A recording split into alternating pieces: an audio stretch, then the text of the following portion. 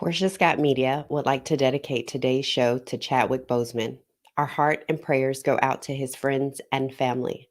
We know him for the incredible roles he played as Jackie Robinson, James Brown, and Thurgood Marshall. But for my 6-year-old Black son and many 6-year-old Black boys, and many of us in the Black community, we know him as Black Panther or King T'Challa because my son was able to go to a movie and see a superhero that looked like him. His life has always been changed from then. While we know Black Panther, played by Chadwick, was a fictional place, a fictional character, and Wakanda was a fictional place, he showed the world and reminded us of the brilliance and excellence of being Black. He gave us hope.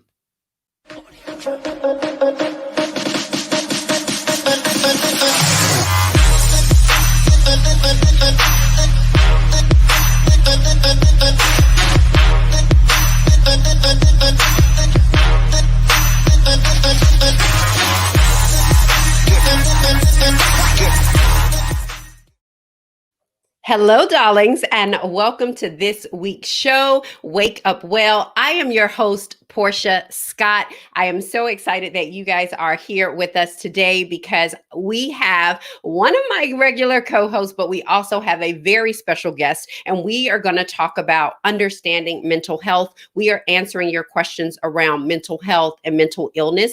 I think this is a show that I've wanted to do for so very, very long, to really get into the details of what does mental health mean? What is mental illness? All the questions that we have, especially in the Black community, so that we can, in fact, eradicate the stigma around those issues. So, you guys, I want to know, as always, what are you grateful for today? What are you grateful for? I will tell you guys that just like you guys saw in the picture before the show started, I am grateful that ABC is putting on Black Panther tonight at 8 p.m. Eastern time. It is going to be uninterrupted, and then they are having a celebration for Chadwick Boseman after that. So that is what I'm grateful for, so that we can still continue the story that he started. So you guys, let me know, what are you grateful for in the comments? Hello, I know Trisha's on. Hello, darling. Thank you for joining. Beanie is on. Thank you so much for joining, darling, all the way from California. So you guys, let me know, what are you grateful for? My friends that are on YouTube, comment, let us know, what are you grateful for? I know a couple of you guys are on. Also, we want to make sure that you're following us on YouTube at Portia Scott Media. Portia Scott Media. Head over there and follow us if you are not following already.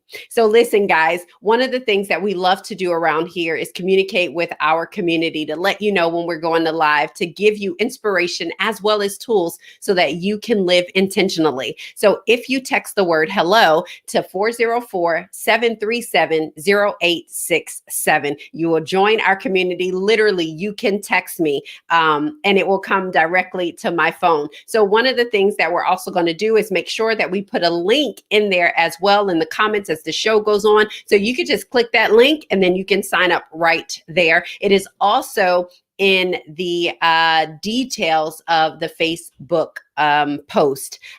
Jasmine is on. Hello, darling. She said, I'm grateful for supportive parents. Absolutely. Gotta send a shout out to my parents who have been married for 40 years. Yesterday made their 40-year wedding anniversary. Listen, I've been married for 15 years. I hope to be married for 40 years. And I am just so proud that I have parents that are an example of that. Raymond Jones is on. Hello, darling. Thank you so much for joining. So you guys, I don't want to delay this any longer. I want to go ahead and bring on my co-host and our special guest for today. If you have not done this already, listen, you want to share this broadcast. It is a discussion that you do not want to miss. Hello, Pamela. Thank you so much for joining, darling. She is grateful for health and family. Yes, yes, yes. Raymond says, I'm grateful for my wife. Raymond, I am so grateful for your wife as well. I love Val. Yes, yes, yes. So let's get it started. I'm going to bring on my first co-host, Marty Sellers. Hey, what's going on, Portia? How are you? Good, Marty. How are you? Doing amazing. I can't complain out here in California. I know, I know. What is the weather like, actually? You know what? We're not in the triple digits, so it is great. Okay. Anything below 100, so It's good. we're hovering high 80s, low 90s. It's good. Got it. We're Perfect. So not on I want to fire either. you know what? I actually want you to give a little introduction of our next guest because you know her very, very well. So Yes. introduce our next guest. Okay, good. Our next guest, she is my sister. Love her to death, and she is definitely. We have this wonderful, friendly competition, but it's so great because we're competing in the same field. She loves people. She and I are definitely go back and forth with how we help people. So proud of her in all of her endeavors. Her children are like my children, vice versa, and glad to have none other than Dr. Lisa Galoni. Hey, Lisa. Hi. Welcome to the show. Thank you for having me. You guys don't know. We've been trying to have Lisa on. We've been talking through like, when are we going to have her Right. on? When are we going to have her on? So I'm so excited that you get to be here. Doc, you know we miss you, but he Yes. needs a week off. So Lisa, I'm glad you are standing in as our special guest, but also as one of the co-hosts. So thank you, darling, for joining us today. Yes. So one of the things we always love to do is, what are you grateful for? So Marty, what are you grateful for in this magnificent Sunday? You know, and on this Sunday, I'm grateful for, like so many, family. And if nothing else, 2020, although it has been a difficult year for all of us, what has been amazing has reminded me the value of family. Our siblings, and I think we have become much closer to see the loved ones and to be able to talk to them. I lost a pioneer in our family. Lisa and I, one of our aunts passed away on yesterday, but just to know that we have family and all of that, her suffering is over and that we have each other to lean on during these times. It's all of it means everything to all of us. So to know that we have family, extended family, friends who have become family, that means more than anything to me. Absolutely. I love that. And my prayers are just going out to you and your family, and Thank my you. condolences, Marty. And Lisa, tell us what you're grateful for. Well, I'm going to have to piggyback off of Marty because the first thing I think of is family. Mhm. As we get older, I think we get closer. There's not a week I don't go by that I'm not calling one of my siblings. I come from a very large family, and I'm very Mhm. grateful for that. And I think as I get older, I get more grateful each year. We really try to connect on a regular basis, but it's hard when people are spread out. But yeah, I gotta go with family. I love it. I love all of that. So, thank you just again for being on the show. I want to jump into the discussion. You know, as I was thinking about this, I'm telling you, over the course since March, we started doing this show in March. And Mhm. just from March, COVID, the racial injustice, just over and over and over again, just traumatic event, traumatic event. And I think that people, can I just say I'm tired? Like, Mhm. I'm tired, and Yes. sometime I have to talk myself into, like, you got to do this, you got to do this. And I'm the inspiration and empowerment lady, Mhm. but it's sometimes it's so much. It's And I overwhelming at can times. only imagine what the world is going through and trying to navigate this. So I thought it was important that we really, really talk about mental health. We also see things on the news about mental illness and what that difference looks like and what does all that mean, you know? Mhm. And so, Lisa, I know you're definitely going to help us with that, but I actually want to know what sent you into this field, particularly mental health. I've been in mental health as a nurse for about 27 years. So I've been close to mental health for a while. And initially, I just kind of fell into it, to be honest. But as I got older, I think we have more awareness now of the Mhm. mental health issues. And then when you're personally affected by it, it made me want to get more educated because Mm-hmm. I found out that, wait a minute, this is a brain-based issue. Mm-hmm. We're so focused on physical issues, but not mental issues, and they go hand in hand. Mm-hmm. Physical issues affect mental health and vice versa. Mm. So, I'm very interested in how maybe we can get into it later, how the brain works and Mm-hmm. how it really can disrupt. It can be your best friend or your enemy, but it can really Yes. disrupt your life Yeah, in so many aspects. So, and that's I why I went back to school to do psychiatric nurse practitioner. yes, I love that. So let's actually get into that now. Let's talk about that brain, right? Because we talk so much about the physical. I know to diet, I know to exercise for my physical, but how do I manage that brain component? And is there something that I can do, you know? Mm. And so talk about what you were saying about how that is the disruption of the brain and how all that brain works. Without getting too much into the sciences, I guess for layman terms, we have what's called the limbic system. And the Mm-hmm. limbic system is made up of a collection of structures. The hypothalamus, amygdala, the thalamus, and all these things are actually regulated by chemicals. So, Mm-hmm. for example, our amygdala, if we have too much of it, a chemical there, that's where anger, violence, fear, anxiety comes from. And then just the opposite, if we don't have enough, then we get into disinhibited type of behavior, or doing daring things, dangerous Mm-hmm. things without even understanding the consequences. And, I know everybody's heard of the neurotransmitters, serotonin, norepinephrine, dopamine. Those Mm-hmm. are real chemical imbalances that play a part where we can feel sad, or we can Mm, be not pleasured, have no Mm-hmm. disinterest. You have one person that's really interested in something, and then a year later they have total disinterest in the same thing. Well, there's something going on with the dopamine there. And mm. there are, things that we can do to help those imbalances. So, like I said earlier, it's really fascinating what the brain does, and I think we need to understand it a little bit more to help also with the stigma. Absolutely. And so when you talk about that dopamine, is that something? So if I say, prior to all of this happening, I didn't really have, I could get up and go and things like that. But as things start happening, does that have to do with dopamine, or does that kind of have to do with situational? And so, Yeah, I think you have to look at, not necessarily, you have to look at it as a holistic approach. When I Mm-hmm. see patients, I'm looking at everything. The first thing you want to do is make sure you're getting some good labs, to figure Mm-hmm. out if this is, and rule out any physical issues. But the right. dopamine is what we call the reward system.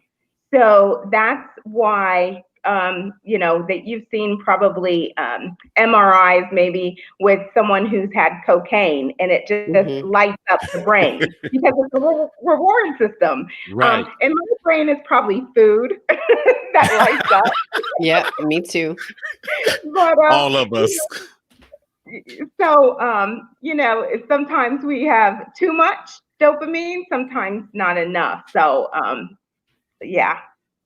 Lisa and I were talking, that really is like what Doc always talks about, that whole TLC, total lifestyle change, Hmm. and making sure that we're having that triangle. Lisa and I were Right. having a fascinating conversation earlier today about, we got to think the brain is a muscle.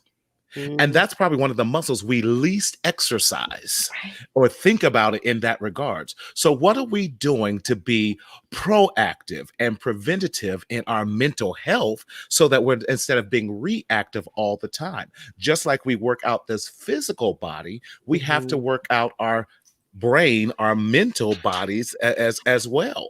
And just imagine if we start learning and understanding that better and say, what are the mental exercises I'm doing? What am I doing to make sure I'm not stressed? What am I doing to?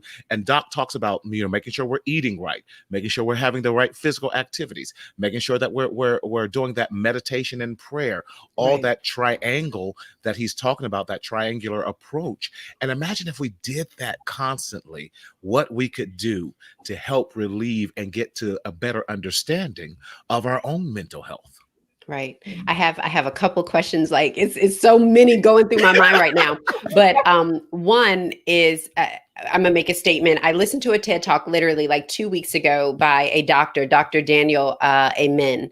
And it's a great TED Talk because he talks about exactly what you're talking about, Lisa, is that he has done like 83,000 MRIs, brain scans. And his question was, why don't we scan the brain the way that we scan the body for different Yes. things? Because Yes.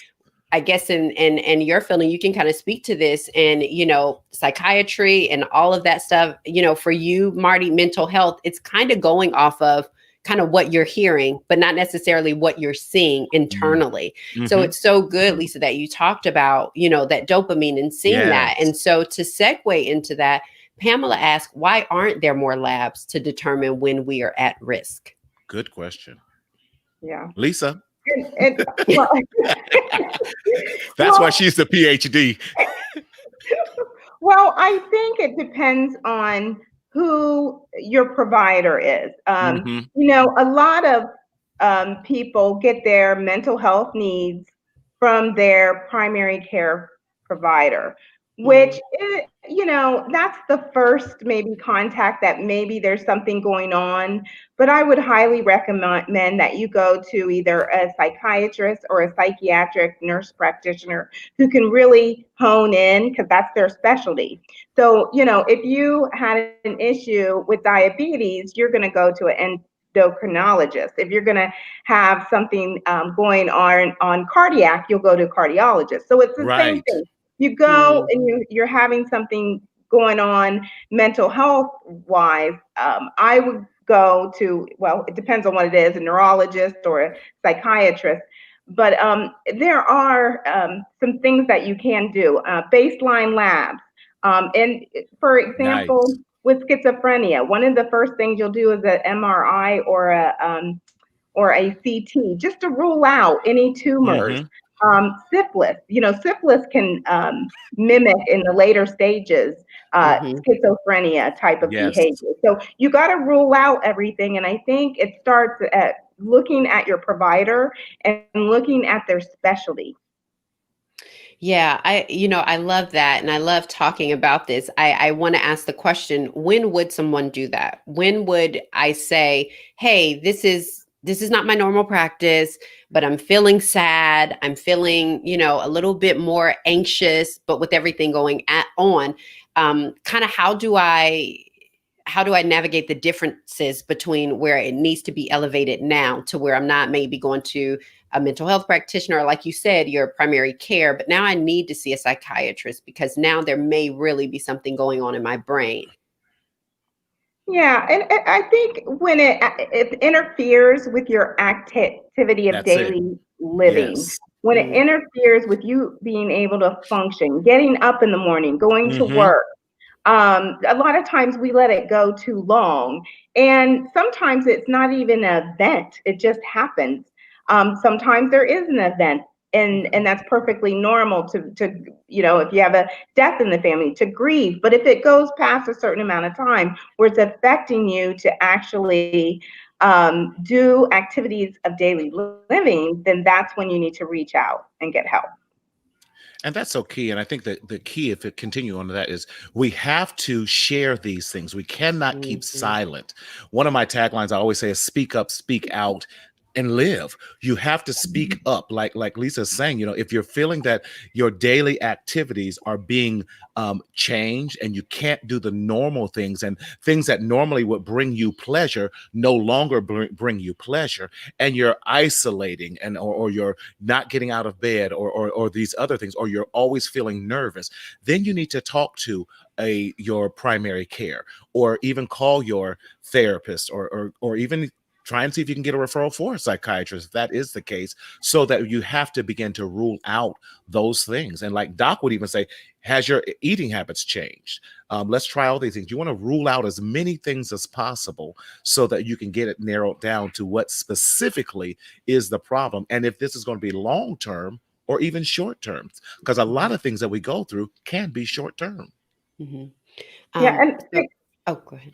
Oh, I'm sorry. So I think too, when you rule out those things, for everybody thinks, well, I don't want to get on medication. It doesn't necessarily mean you need to get on medication. First line of therapy or line of treatment is therapy.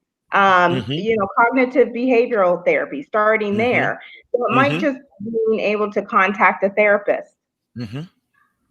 I love that. So we did have another question from Jasmine. She said, is there anything you can do daily that can dull anxiety? Yeah, so there's lots of things. I'm in education too. And I always tell my students with anxiety, because they get a lot of test anxiety. I'm dealing with that a lot. There's a lot of things that you can limit the anxiety. For example, non-pharmacological things like, monitoring or decreasing the amount of caffeine that you have. Being able to understand how to meditate or use guided imagery, those kind of things. And I'm glad you asked that question, because a lot of people have anxiety.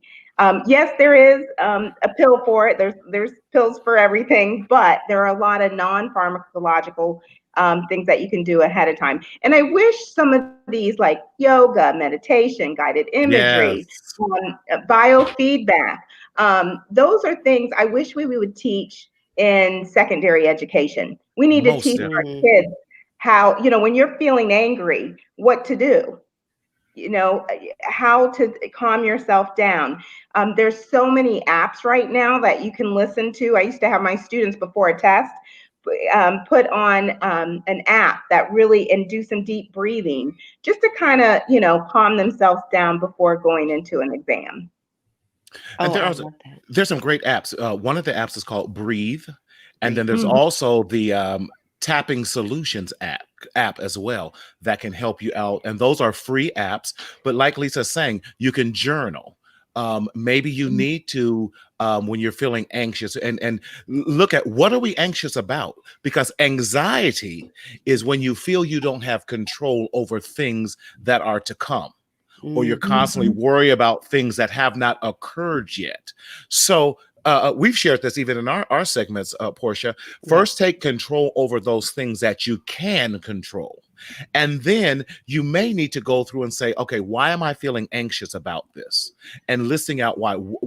What is triggering me in this? And then, does the anxiety I'm feeling match up to the situation that is at hand? If it does not, then we need to examine why is that so, and then put it lower down on your list. Maybe you need to make a list of things so that you're not carrying all these things, because anxiety is like that. Now, I'm old. We had that merry-go-round on the playground, and you know how you kept spinning it faster and faster and faster. If we're not careful, anxiety is on the outside of that merry-go-round, spinning our brains faster and faster and faster. And even when we get off the merry-go-round, it takes a minute for our equilibrium to slow back down and catch up with us. So writing those things down, taking some time to meditate. I go now every Sunday to a salt oasis where I sit in the salt room and just breathe natural Himalaya salt for an hour. And it does amazing things. I get so much done. I slow my thoughts down. I take my pen and pencil in there. It is amazing. So find those things that will help ground you is rule, like Lisa's saying, the rule number one with reducing that anxiety. I love it where you say teaching them early. I think about it like I teach my children how to pray, how to do all of these things, but how to calm that down. And I think like for so long, I can only speak to kind of where I am, is that we kind of feel like, oh, well, children don't battle. that kind of stuff, right? Like you guys know it because you're in the field, but for like just a regular parent, we're like, oh, they're just acting out. Oh, that's just a stage. Oh, and so helping them to journal and things like that. Like my daughter has now understood like declarations and affirmations, right? I'm like, girl, I've been telling you this for years, but whatever, you're learning it, so fine. And the funny thing is, like, when I hear her regurgitate it back to me, I'm like, and so for you to say that, it just makes sense that we teach them so that when we are adults, before we even get to adults, we know how to deal with this instead of being in our 30s and 40s trying to figure out how to do that. But I want to ask a question. What is guided imagery? So I know what guided meditation is, but what is guided imagery? Because I like images. I like seeing stuff. So Yes. It's a Do you want to form talk? Yeah, go ahead. well, it's a form of meditation where, Yes. how I use guided imagery, there's different ways to do it, is to, one, put yourself in a comfortable position and closing your eyes, and making sure you block everything out, and then think about a place that makes you happy, where you Yes. feel relaxed, and then go through each sense, all your senses. What do you smell? What do you hear? What do you feel? Going through, what do you see? Going through all your senses. And again, there's an app for that as well that can take you Yes. through it. Did you want to add to that, Marty? No, I'm saying, it's your happy place. Mine is Right. always the beach. Yeah. Imagine your toes in the sand, hear the water, smell the salt in it. Do you hear the seagulls? Do you hear do you feel the sun on your face? Oh yeah, guided imagery, so that you're now taking all that anxiety away and you're going to your safe, happy place. It's great. So I didn't have a name for that. So funny, because I did my Monday shows, and one of the things I was literally getting ready to teach on Monday is about your goals, and it's like that. It's like if you get to that that goal, I didn't have a word for it, but y'all just gave me the medical word for it, so now I can be all fancy. Love it. Fancy. But I love that. I love water too. Oh, go ahead. So sorry, I didn't mean to interrupt you. No, a lot of this anxiety happens at night when you're in bed and you're ruminating about things. And that's a time that it can be very useful. Like anything else, it takes practice. Right. And again, that is something we need to teach our kids early. 75% of mental health illness happens before the age of 18. 75%. And I say here, it becomes a learned behavior. We can, if your mom was anxious, and I did this just with a patient last week. I say, where did you learn all this from? Well, my mother was anxious. Oh, okay. So you've been around anxiety, so you grew up thinking that's normal. Well, where did she learn it from? Well, her mother was anxious. So not only was your mother was anxious, but your grandmother was anxious. So anxiety became normal in your life. With that, so trying to, again, taking away and stripping the generational anxiety that comes as well. We are teaching Tony, who's 4. Tony, take a deep breath, breathe. So the other day she said, Daddy, breathe. I'm like, wait a minute. Right. But you can teach your children how to take a deep breath, not to be so anxious, to breathe, to take a time out, to let's sit down. Now, what is bringing, and lowering your voice. Now, why are you so anxious? Okay, let's take a deep breath together. Yes. And doing that, it makes all the difference in the world. I love that. I'm over here breathing right now. I'm like, yes. I'm going through my mind, and like all the times I'm like, but see how that just works? Just breathe. Just lowering your voice, getting straight eye contact, slowing everything down. Now let's take a deep breath together. It's amazing. And they don't even know that you're doing. I know. So with everything that's going on, just because we're still in kids, but I think for children and adults alike, Lisa and Marty, everything that's going on for my kids, they're homeschooled right now virtually. They're just virtually learning. And so, but other kids are going into school. It's just so much going on for kids and parents alike. And just thinking about just the long-term effects that this can have on our mental health. And, how do we navigate that? And I guess, what are some statistics or things that you guys are seeing in your offices and things like that, of people coming in because of that, and the effects that this is really having on our society as a whole? Yes, go ahead, Lisa. You know, when it comes to the effect of this pandemic and being in closed quarters for long periods of time in isolation, I think it's an individual type of Mm-hmm. thing, because you do something based on your comfort level. Of course, going outside is a good way to kind of have some breaks during, if you're scheduling with your kids their academics for the day, have breaks where they're going out and outside for a little while. Also, utilize virtual platforms so that they can get in groups with their friends.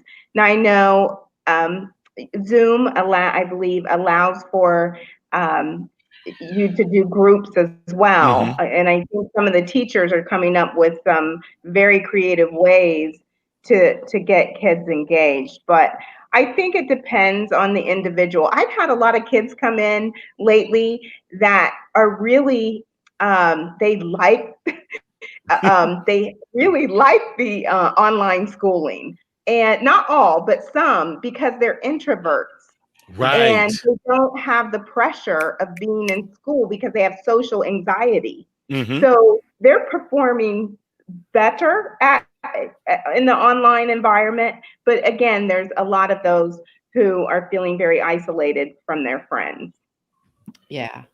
That's a good observation, because you're right. I've noticed that our introverts, and even what I'm finding out, some of the ones, especially our African American boys, who've been labeled as oppositional defiant or conduct disorder, some of them are doing better on this online platform. Your introverts and some of those who, so they don't have to do so much confrontation or that type of thing, are doing extremely well on this online platform. Now, your extroverts and those who need the social interaction, it's driving them crazy.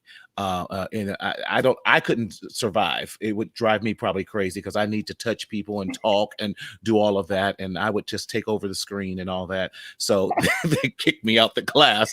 But I totally agree with you, Lisa, in that we have to understand each and individual child in our household. What is their learning style? What is going to help them out in this? I work at a group home, and I was telling them, we need snacks out here for these boys. We need cold water. We need, brain food out here. Let's get them some crackers. Let's get them some fruit, so they can stay engaged in the learning setting. And let's give them some breaks often. Let's do 30 minutes on and 10-minute break, and 30 minutes on and 15-minute break, or something like that, because it's a lot, and we have to help them where they are at so that they can learn in the proper environment. Yeah, I love that. I think about my parents. I was saying they've been married for 40 years. And one of the things that we saw in our household was that they did go to get, help at different times, just Mm-hmm. mentally and things like that. And so it wasn't a stigma for me to go Mm-hmm. get mental health, but I know it is for so many people Yes. even now. And growing up, I had a friend who had he was wrestling. He was wrestling, and he got hit hard, so they took him to the hospital. But it was like after that happened, then I think there were some behavior things that I think it was just a culmination of the two, because I don't know. But anyway, so when you say 75% of mental illness is diagnosed before 18, he was 15 when he was diagnosed with schizophrenia.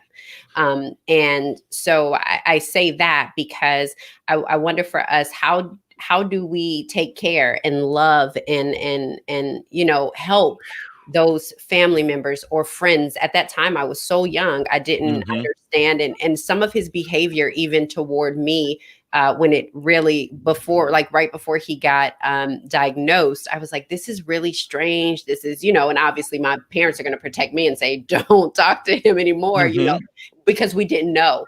And so, but how do we, and then we have some good questions, but how do we help those around us that have mental illness? Well, let me speak to that. Mhm. I first, in regards to the caregivers, we have to have support for the caregivers. Taking care of someone Yes. with a major mental illness is exhausting. It's exhausting. Yes, it And is. so we have to have the support for the caregivers. And then in regards to something like schizophrenia or schizoaffective disorder, boys start to get negative symptoms Mhm. anywhere between 10 and 24, 25. So they start out as negative symptoms. So basically, they lose interest. They have no Mhm. motivation. They don't want to do anything. They isolate themselves. And then they start to get into the positive symptoms. And that's usually when they get diagnosed. And the positive symptoms are the hallucinations, the Yes. delusions, the flight of ideas, the lack of ability to understand thought processing. So we have to, I think, one, and where is everyone but boys between 10 and 24? They're in middle school, elementary, middle, high school, and then college. And I think Mhm. that's where we need to diagnose early, because research states that if we treat earlier, they can live pretty well normal lives. But when we let it go for so long and they keep having exasperations of these Yes. psychotic episodes, that's when it becomes totally irreversible. And let me say, boys and girls kind of if we're talking about some of these now more severe bipolar and schizophrenia, girls can kind of kick in a little bit earlier than boys. Lady, no, they're later. Y- Girls are later. Girls I are thought. later. Okay, Yeah, they're later. okay. Okay, you're right. I had to think about that. You're right. You're right. I But know with that, there's so many it different. I gets in think there. bipolar. Bipolar is the girls are earlier, but with Yes, yes. schizophrenia, Bipolar, the the girls are girls, earlier.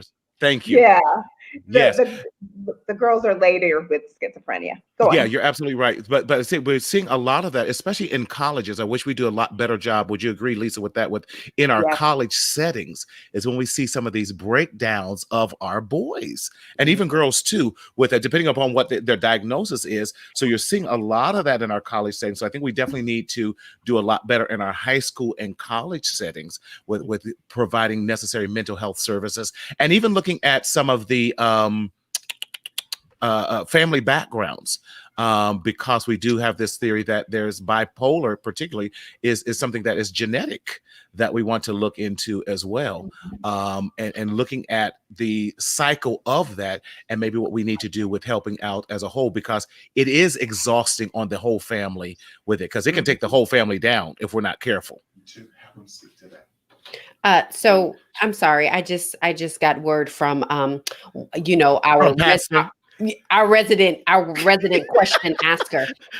So he wanted, so we know the ages between boys, but you were saying like checking on them in college, and he was saying checking on our boys that are in like a juvenile hall or in prisons and stuff like that. Are they checked in there?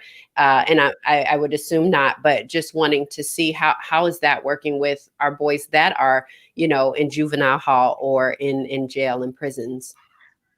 Oh my goodness. So I could talk a long time Right. about this issue.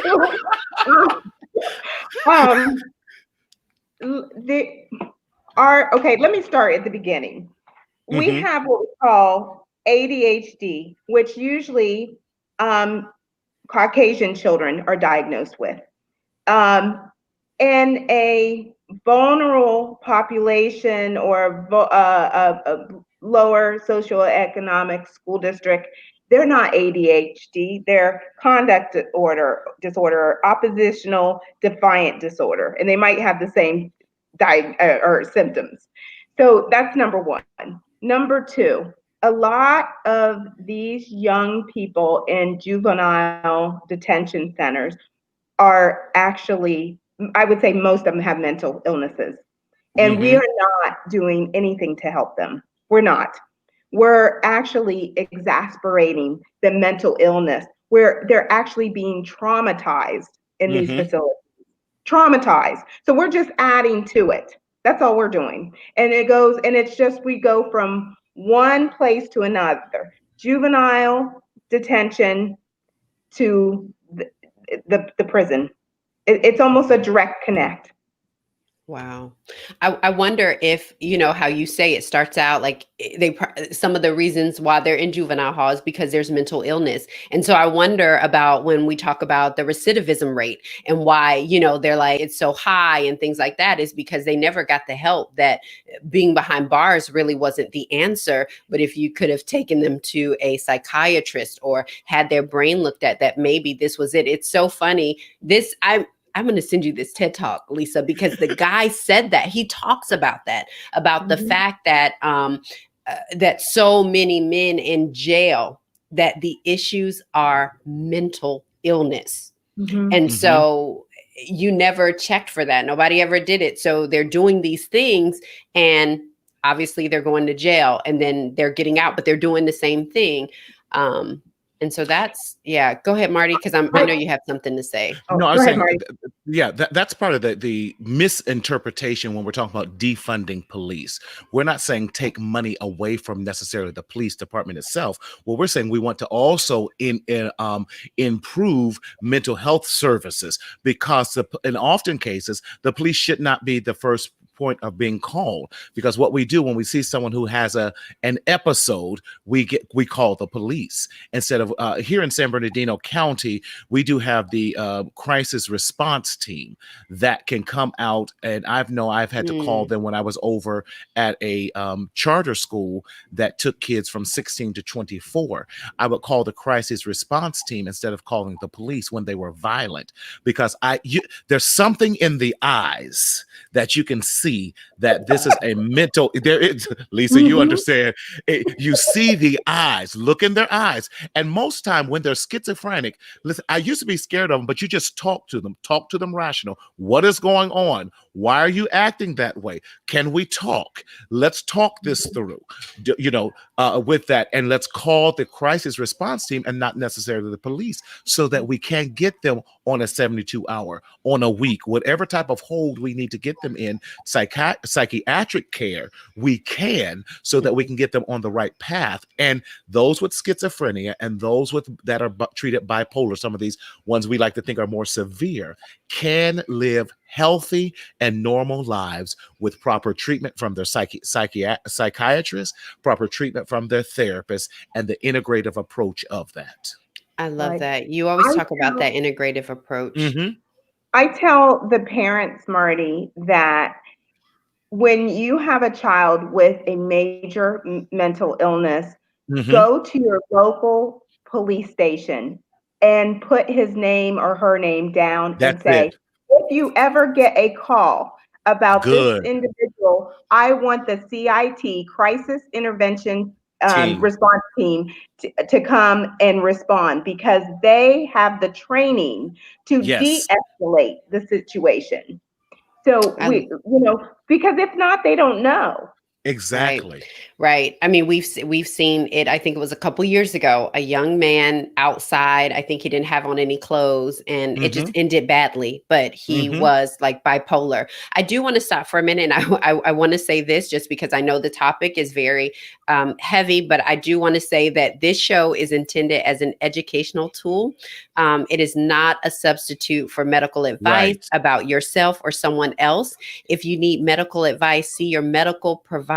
If you have an emergency, call 911 or go to the nearest hospital. Thank Most you, definitely. Marty, for that disclaimer. I just wanted to make sure we put that out. But I want to get to a couple of questions. So Pam said she's going to forever need a support group. So I think Pam may have a team that has developed some things over, she said overnight, but now hindsight, I see how educators and health pros and families could have recognized this. So, Lisa, I love that you said, if something's going on, kind of go to your police department. Yes. You also started out by saying that caretakers need support. you know? And so are there some things that the caretakers, are there groups that they can see? Are there things that they can do? Yeah, there's a group actually, oh my goodness, I can't remember the name. Out in California, her name is Kathy Day. She's an advocate for NAMI. She's an advocate. She's on social media. Her name's Kathy Day. You can find her on Facebook. You can find her on LinkedIn. But she has a nonprofit organization that provides resources and support for caregivers, and she's out in California.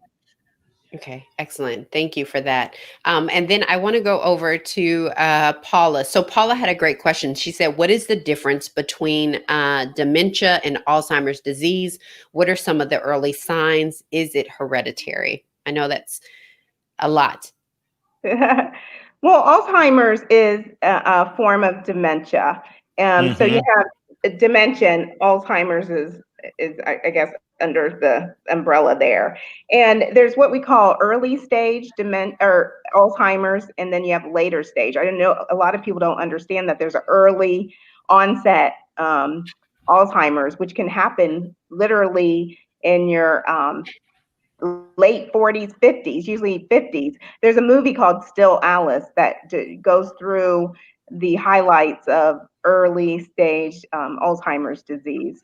That really portrays that nicely. But you know, there are also I don't know if there's controversy about the 23andMe and all that, but I had it done, and there is actually strains that you can find out if you have the genetic component. There's like 3 genetic components, kind of like the same thing with like breast cancer, whether or not you have that gene. And so, you know, if you want to do something like that, there is some tests that you can do to see if you're prone to get Alzheimer's disease.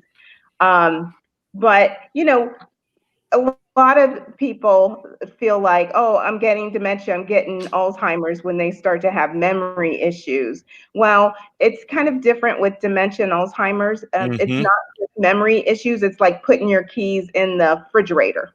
It just doesn't belong. Yeah, but you know, the statistics, I don't have them right now, but the statistics for Alzheimer's is growing vastly. But there's a lot of research being done to look for, because there is not there's treatment, Aricept, like Aricept to help with memory, but there's not a cure for Alzheimer's. But there's a lot of research. I know they're close. Yeah, and so. Go ahead. No, I found that place you were talking about, Lisa, the Pro Caregivers Consultants. Is that it that you were talking? Yes, Pro Caregivers Consultant. And when we're talking about even with those who have dementia, Alzheimer's and all that, families need support with that too, because those are family. They bring the whole family in. When you're dealing with a lot of mental health disorders do affect the entire family and can exhaust the family and exhaust all of your resources as well if you're not careful. So we have to have these conversations about what do we do? How do we properly care for that family member? What is going to be the best, not just for them, primarily for them, but for us as well. And keeping those conversations, we can't no longer push them underneath the carpet and act as if they don't exist. Yeah.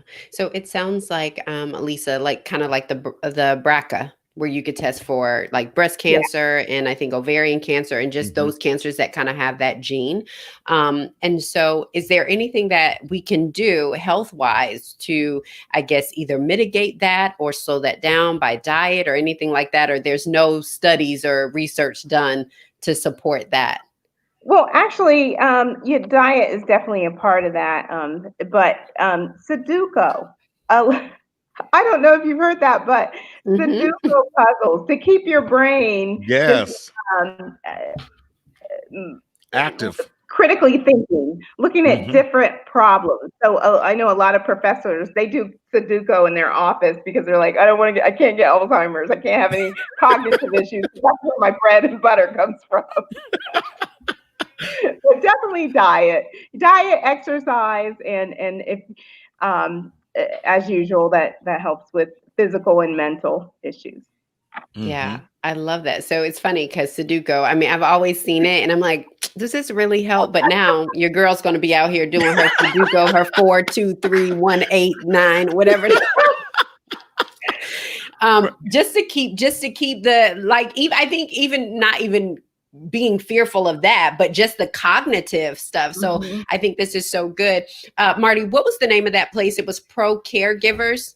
Pro Caregivers Consultant. Okay, Pro Caregivers Consultant. So I want to make sure I link some of this because you guys have given some great information and some great resources. So I do want to see if I want to go through, see if there's any more questions that people have. I love this conversation because I think it just helps out with, the stigma. And I want to talk a little bit about that too, Lisa. I know you actually train practitioners. You've been in this for 20 years.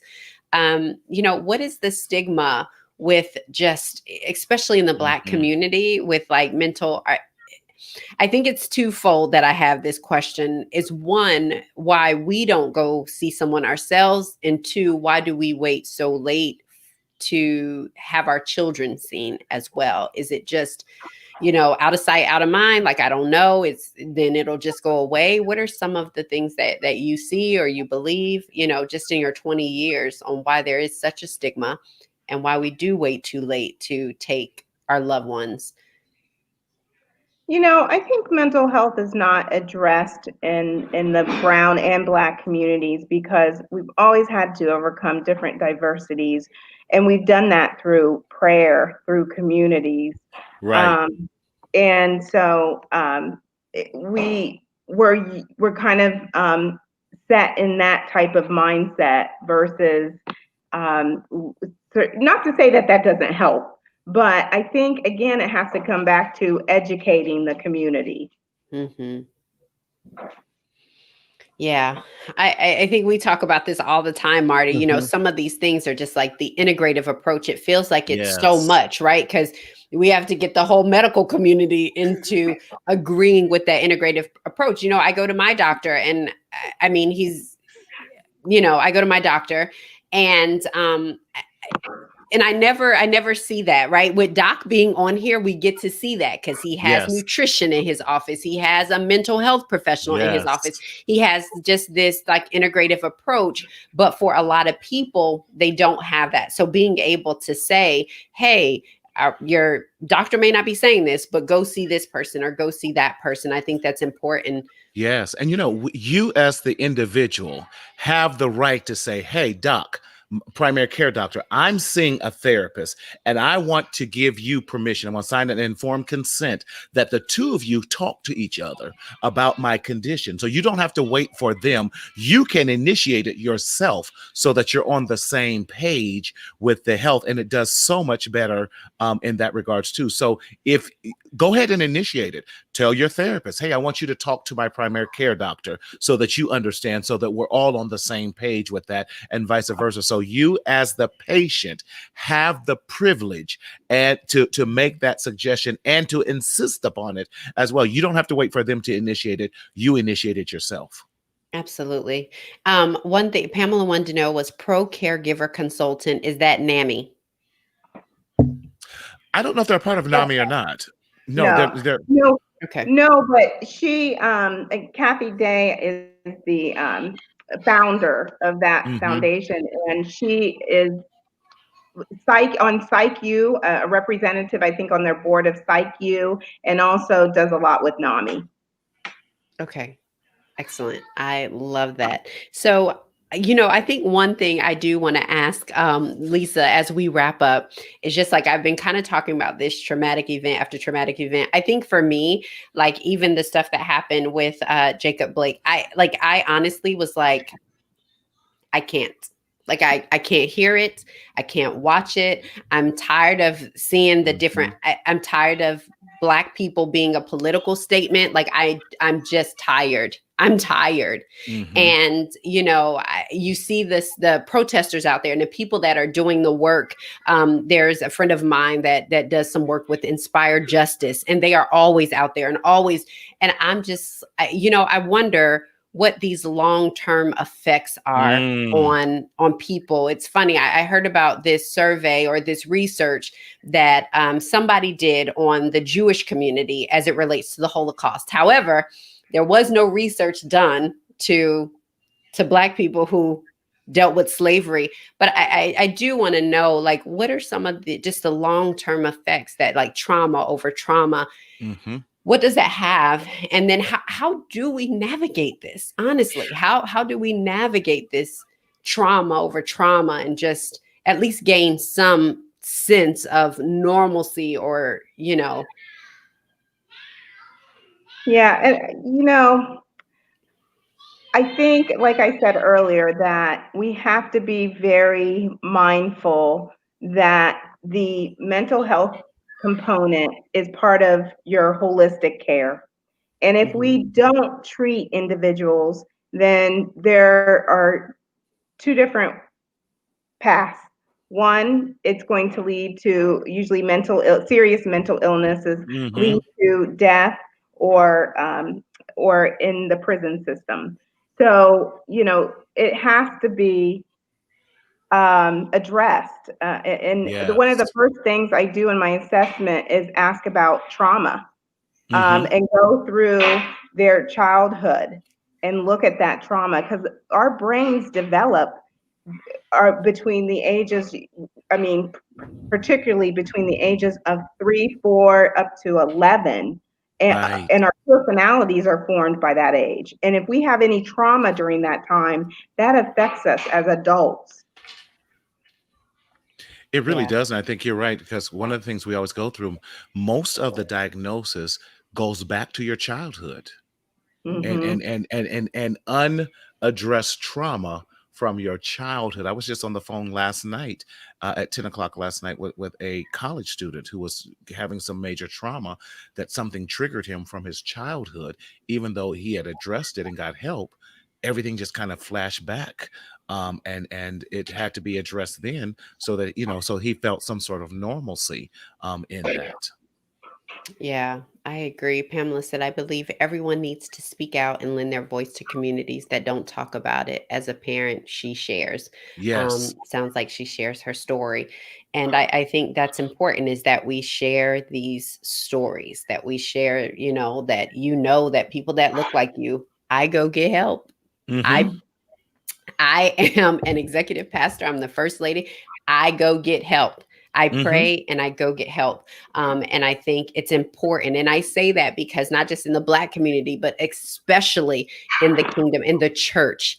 And so if you need that help, go get that help, and Hmm. I think it's very important that it's okay. It doesn't, like you said, Marty, it does not make you weak. Right. Listen, I deployed twice to Iraq. Hello. And the first time, it was when George W. Bush signed an order that we were going to war. And I sat in a vehicle for 14 days from Kuwait to Iraq. I had to pull real duty. There was real fear. So listen, Wow. if you want to call somebody weak, I'm not the one. And I go Right. and get me some help. So I was in the middle Come of on. war, sitting in bunkers, ready to take people out. I was like, God, I don't want to, but if I have to, you know what I Right. mean? Right. And dealing with rockets and mortars coming into the bases Mm. where we were, and having to leave and put your vest on and your helmet on and go into bunkers because you Hmm. didn't know if it was going to hit. And sometime it hit really close.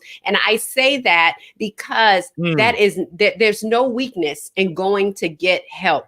Right. There's no weakness. There's nothing weak about this vet. You hear me? That's So right. And I in fact, say it that. shows your strength, that you were strong enough to say, I need help, and it's okay. Mhm, That's mhm. wow. Thank you. So Thank I, you. I I just say that to share, that just go get the help that you need. Lisa and Marty, I am so happy to have you guys on. Thank you for sharing with us. You've gave me so much. I was writing down stuff. because I want to share it back with the community. Some of the links, some of the things that you said, the feedback, the guided meditation, breathing, tapping solutions, all of that stuff. So my mom, tell them, baby. Come on, mommy. Proud mama. Yes, and my daddy said, amen. My father was a soldier too. So Pam said, I'm grateful for your service. Thank you. But you guys, I don't want to leave Lisa without, how can we just stay in touch with you? Yeah, so I actually have an email. I'm working on getting my own practice. That's in the making. So I'd have to leave you. And she'll be helping us out here in California. So, feel free to email me at Galoni, which is LGHILONI @gmail.com. And you have with Facebook. any questions, any mental health questions. Okay, and that's LGHILONI.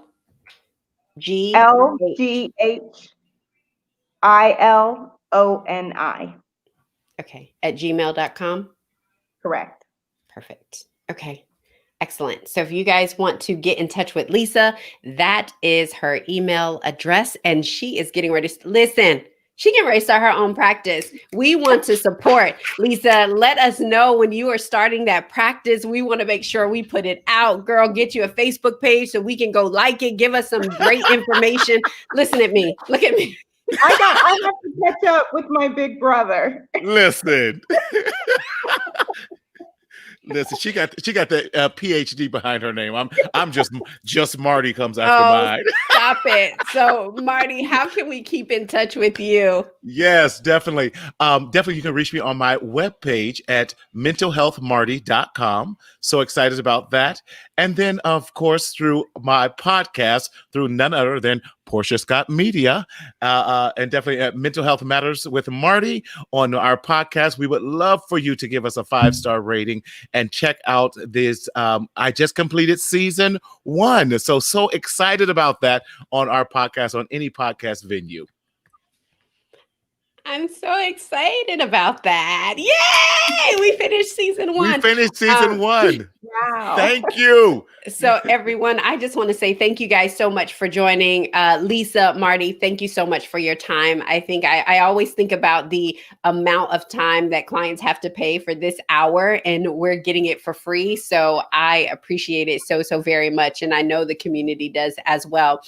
Before we go, I just want to make sure that everyone is aware that tomorrow, Wake Up and Show Up Live, we'll be back at 12 p.m. Eastern time. I'm super excited because we are talking about not losing focus. And so making sure that you keep your focus. So we will be right back here, especially if you are subscribed to Portia Scott Media on YouTube. You will know when we're going live. And if you subscribe to the community, I know Daryl will put the number up, and that you can just text the word hello to 404-737-0867. Even if you have text wake up to 31996, I need you to text this, because that particular platform that we're using, we are no longer going to use that platform, and we're going over to another platform. So if you text the word hello to 404-737-0867. I also put the link in the Facebook description of this video. So you guys know how we do it. We end every single show with this declaration: waking up is automatic. Showing up is intentional. Today, I will show up.